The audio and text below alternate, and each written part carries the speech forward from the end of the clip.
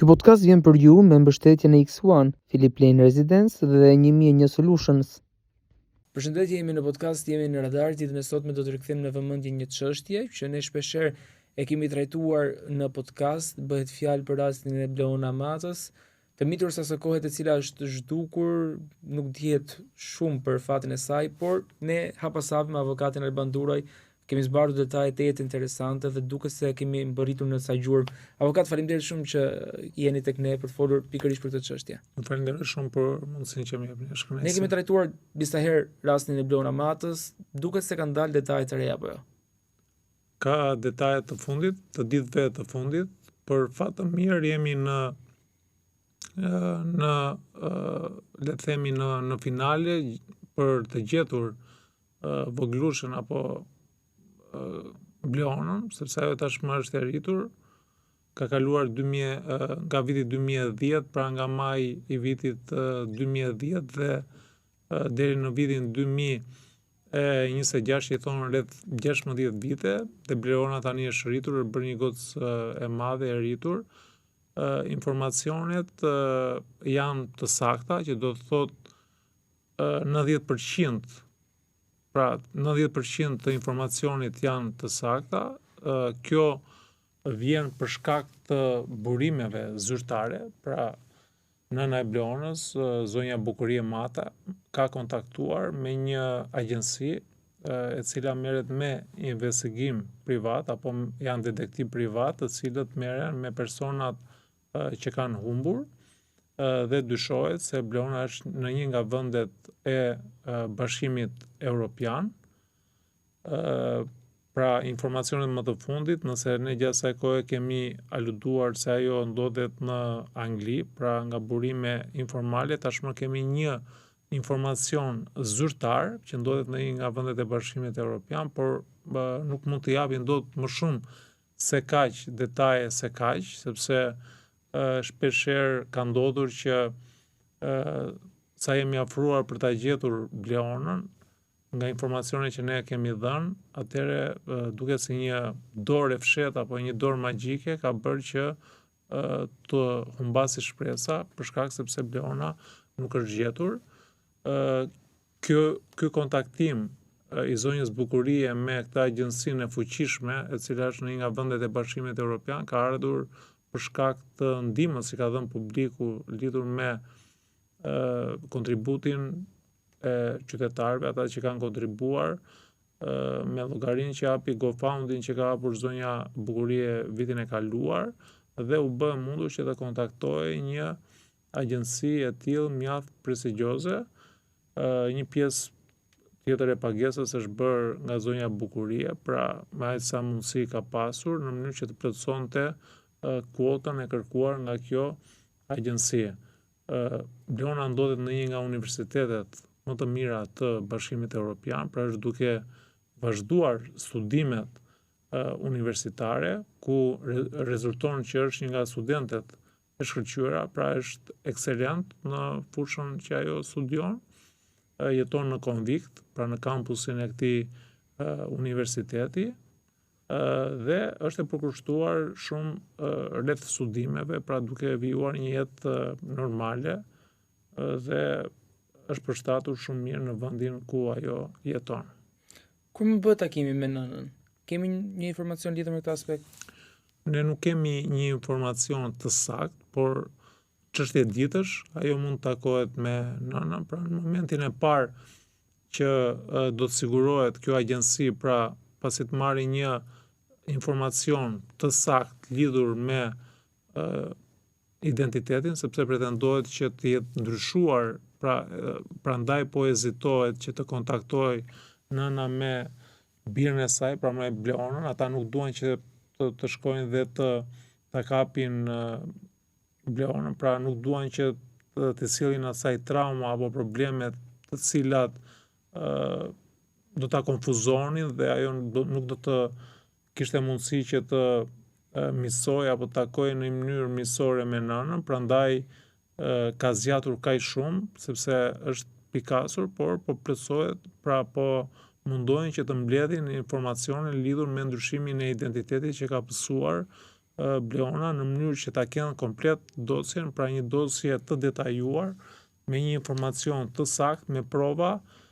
të sakta në mënyrë që ta bindin se Bleona ka nën biologjike zonjën Bukurie Mata, së bashku me të gjitha emisionet që zonja Bukurie ka dhënë gjatë kësaj kohe, po kujdesen që t'ja servirin Bleonës në mënyrë që ajo të kuptojë që nëna e saj është zonja Bukurie, sepse pretendohet që Bleona është birësuar nga një çift i cili jeton në Bashkimin Evropian dhe ajo di që prindrit e saj janë ata dhe jo zonja Bukurie, për gati 16 vite ka jetuar me ata dhe di që prindrit e saj janë ata. Kështu që edhe kjo agjensi detektive kujdeset, sepse ata kanë edhe punojnë social, psikolog, të cilët janë marrë me rastin dhe këto janë këshillimet të cilët i japin ekspertët, pra në rastin konkrete kanë dhënë psikologët në mënyrë që mos të ketë një shok psikologjik apo një traumë për Bleonën. Kështu që ne shpresojmë që gjatë kohës së verës t'i bëhet publik, pra ky rast si prezantohet Bleonës dhe natyrisht të realizohet edhe takimi me nënën e saj Bukurie. Avokat, çfarë bën kjo kompani detektive për pak kohë, atë që nuk bën autoritetet shqiptare në kaq vite? Çfarë treguesi është? Ky është një tregues që tregon shumë, tregon shkallën e indiferencës së institucioneve tona, pra në një rast kaq të rëndë, ku humb një i mitur, pra për gati 16 vite, zonja Bukurie ka bërë atë që nuk e ka bërë askush, pra për 16 vite rresht ajo nuk ka rreshtur së shpresuari se Bleona është gjallë dhe nuk ka lënë emision televiziv, radiofonik apo qoftë edhe portal për të shprehur këtë shqetësim, duke mediatizuar dhe duke bërë këtë një problem shumë të madh, pra ka bërë atë që nëna si një qenie e cila ka një dashuri të pakufishme për fëmijën e vet, tregon që konsistenca të çon në zgjidhjen e problemeve. Kështu që ky është një rast shumë i mirë që nga njëra anë tregon dashurinë e nënës për fëmijën e vet, por nga ana tjetër nxjerr zbuluar institucione të cilat janë të korruptuara, institucione të cilat janë të papërgjegjshme, të cilat nuk janë profesionale dhe mbi të gjitha nuk janë humane, sepse nuk kemi të bëjmë me një çështje, të gjitha çështjet janë të rëndësishme kur qytetarët shkojnë në zyrat e shtetit apo në zyrën e institucioni, aq më tepër në zyrën e institucioni siç është prokuroria, ku aty gjejnë mbështetje, pra ai është institucioni i cili garanton mbron të drejtat e qytetarëve dhe është për të ardhur keq që ky institucion nuk ka gjetur zgjidhje përgjatë gjithë viteve. Kështu që ndaj unë edhe në puntata të tjera ne kemi kërkuar që kjo është një çështje që duhet hetuar, pra si është bërë puna e këtyre institucioneve lisbatuese, duke filluar nga shërbimi informativ shtetëror, duke filluar nga policia, pra agentët e policisë që kanë shkuar në vendngjarje dhe që kanë ndjekur çështjen, duke filluar nga oficerët e policisë gjyqësore, tek prokurorët, tek prokuroria, pra kush ka qenë prokurori i çështjes, kush ka qenë prokurori i rrethit, sepse duhet kuptojmë që në atë kohë organizimi i prokurorisë ka qenë i atill ku drejtuesi i prokurorisë ka pasur një fuqi shumë të madhe, ku prokurori i çështjes varej në mënyrë hierarkike dhe drejt për drejt nga prokurori i rrethit, ai drejtonte hetimet, pra ia kthente çështjen për jetim dhe shumë veprime tjera procedurale që tashmë prokurori i rrethit nuk i ka, pra nuk e ka atë fuqinë që duhet që e ka pasur në atë periudhë. Kështu që ky rast do të tregoj dhe në një komunikim që unë kam patur me zonjën Bukurie Mata, në momentin ajo më ka shprehur faktin që në momentin që ajo do të gjej gocën e saj Bleona Mata, ajo ka një sër emrash, të cilat do t'i denoncoj, pra do t'i bëj kallëzim penal në SPAK, të cilët e kanë zvaritur dhe ajo mendon që kanë punuar mbrapa krave për humbjen e bijes së saj. Kështu që më shpreh që unë fillimisht pra interesi im është që të takohem me gocën time, por i kam provat dhe emrat dhe do përgatis një kallëzim penal në mënyrë që të gjitha shtetat të shkojnë përpara drejtësisë dhe të marrin dënimin e merituar. Avokat, sa delikat është ky moment i takimit të Bleonës me nënën? Shpresojnë shumë që ndodhin në një kohë afat shkurtër, por ka kaluar shumë vite, edhe pse nëna ka bërë shumë përpjekje, vajza ju e thatë, është birësuar me shumë gjaz nga një familje tjetër, nuk e njeh nënën e saj biologjike, ndoshta sa delikat është ky moment, çfarë duhet të kemi parasysh? Ky është një rast shumë delikat, sepse duhet kuptojmë që fëmia është rritur pra me dy prindër të tjerë, mënyra e jetesës ka qenë e tillë, pra është edukuar nga dy prindër të cilët janë kujdesur për të, dhe natyrisht që ka shumë, pra kjo është një moment tjetër shumë delikat, i cili do të ndikoj tek personaliteti, pra mendohet që Bleona fillimisht ketë, le të themi, një impakt negativ në mënyrën se si do ta përtypi këtë fakt, pra ajo do të qartësohet, është një gocë e zgjuar e cila vazhdon në universitetet dhe është me bursë në këtë universitet me shumë emër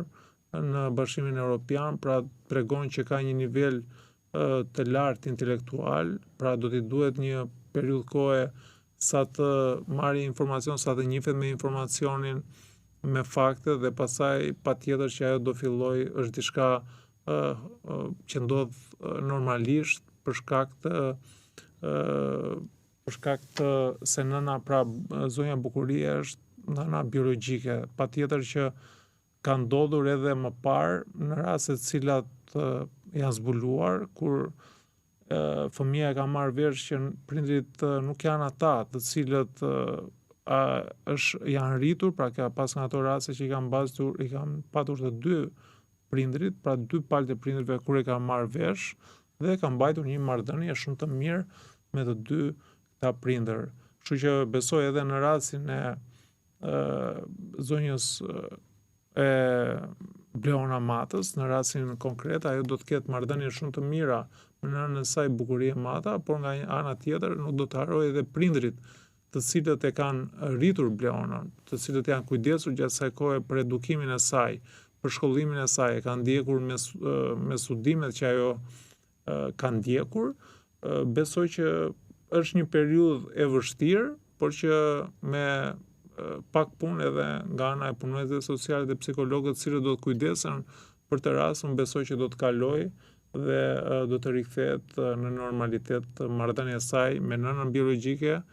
zonjën Bukurie Mata, por edhe natyrisht edhe me prindrit e saj të cilët e kanë birësuar. Shumë vite nga ngjarja, 16 vite, nëna Bleonës ka thënë që ka fakte të reja që do i depozitojnë në organet e drejtësisë. A mund të jetë